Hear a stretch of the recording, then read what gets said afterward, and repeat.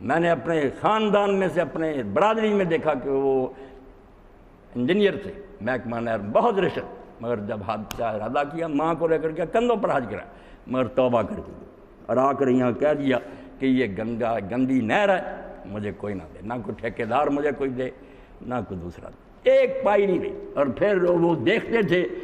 کہ ملازم جو تھے گاڑیوں میں آتے تھے، مگر وہ بیچارہ پیدل آتا تھا، اور ایک ہی کوٹ پرانا اس کے پاس رہ گیا تھا، نہیں۔ مگر بعد میں پھر ٹھیکیداروں نے اس کی موت کے بعد یہ کہا یار شرم کرنی چاہیے، یہ حرام خور تو لیتے رہے، مگر اس نے جب چھوڑ دیا تھا تب اس کے بچے جو نہ کوئی پلاٹ نہ مکان، انہوں نے اپنے خرچ پر وہ ساری چیزیں مرا گئی، ان کی اپنی مرضی بات،